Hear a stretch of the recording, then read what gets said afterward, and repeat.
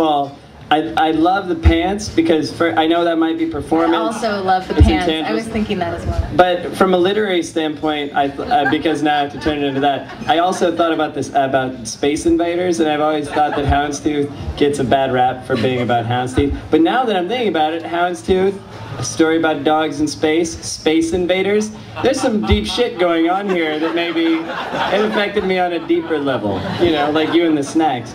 I like that you had sympathy for dogs, I wrote. I don't know why I'm even saying that. Dogs need people, and it brought me back to Up, which I think everybody in this room has probably seen Up, and the moment where the dog comes out and he's like, I hid under the porch because I love you. Does everybody remember that? It's like the cutest, sweetest moment that's ever happened on a film screen. So go see Up, or take a flight, because it's on every flight now. Yeah, I would know. And then also, you one thing from a literary standpoint, you said, I thought I heard Pad Thai instead of Pad Thai. I've never been to Thailand, but I did read porn magazines when I was 10 years old, and Pad was a term for dick, and there was twice they're eating Pad Thai, and I just thought, is this like a space thing where there's penis Thai or whatever? I don't know. Anyway, another thing, Michael once again had a moment in which he dropped something at the word Soviets. Now I thought you would drop something at the word Soviets, so I don't know what Michael has to hide, but there's something with the likeness rights and now this, so I thought that was great. I liked the thing about a decompressed head. I thought that was a great sentence, and I want to make a joke about it, but it was so sad that a dog would have a decompressed head. And that brings me to the point which people often in a literary deathmatch, to be exciting, they read about sex, or they read about the easy laugh kind of stuff, but all of a sudden you're reading about dead dogs floating in space, and it made me sad and sort of sick to my stomach, and I like that. One problem though is, and I'm almost finished, I'll let you guys know when I'm almost finished, but you went 10 minutes, and so I think right around the 8-minute mark I heard you say no one would come, and then I thought about Charlie's story, and there's a lot of coming in that, I think. I don't know, there was references to coming. So then after that I didn't listen to the story anymore because it went over the time limit. But then the weak sauce gunshot came, the ball like rolled past you at the 8-minute mark, and then I only listened for certain things, so I heard the word coconuts and chasing the floating ball, which I thought was funny because it was like a sex-based coconuts. Thanks, Todd. Wow. God. It's good. So I'm just gonna kind of read, like, so I love the word kibble, and you used it a lot.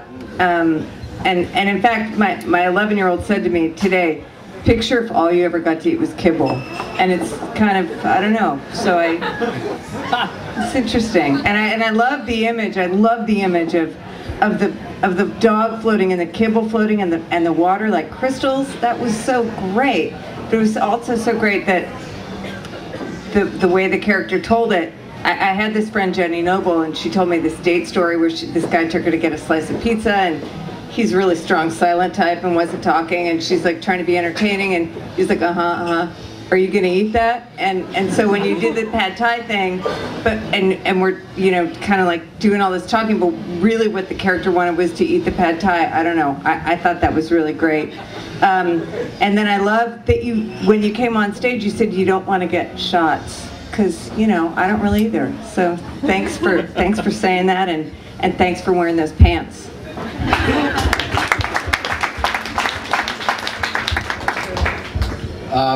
You have better posture than Charlie for that, so that helps. You know, if Charlie were to strike a pose with the sassy hands on the hip thing, it would look stupid, but you wear it well, and I want to give you a point for that. Right? Am I right? Yeah. You know, and I know we're here to critique your work, but I take some objection here with Up being the most precious scene, the dog under the, you know, for my money, Breakfast at Tiffany's, where she lets Cat out of the car to die in the rain. I hate cats. It just gets me every time. I'm like, oh yeah, fucking finally, you know? So that's my favorite tender moment in a movie, not Up. So, but we can discuss that offline. I love the opening line. NASA wanted to hire me back once. That is, every good book has a great opening line. Like if you're in a bookstore, hopefully an independent bookstore, You know, and you're flipping through.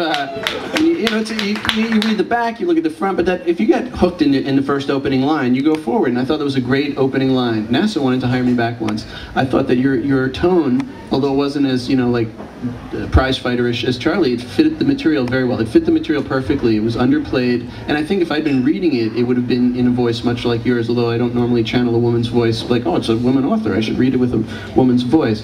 But it would the way you read it would probably be the way I would hear it in my own head reading it, as weird as that sounds. Your eyes are on the page a lot, and I know you know, obviously you can't be like, you know, well-rehearsed slick Charlie over here, because, you know, clearly he's got 75 years of experience reading in other formats and venues, so you can't compete with that. So I don't want you to feel bad that you weren't rehearsed that way. So, you know, but the eyes were on the page a lot, which made it hard, you know, because you were reading mostly. The way I am with my notes now, so let's just ignore that. It's about time Leica got some mad props. I mean, you know, Ham, Leica, I knew that Leica was the dog, right, that the Russians put up, or, yeah, Arf.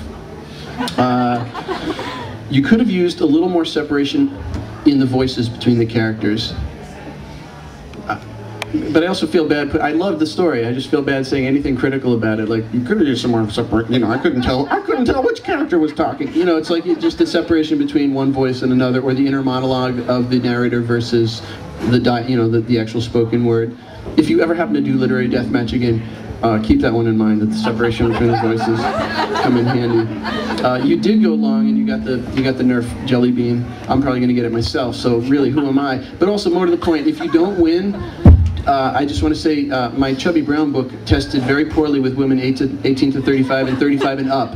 So it's not, you're not missing out on anything. I just wanted you to know, it's more for, like, you know, guys like that.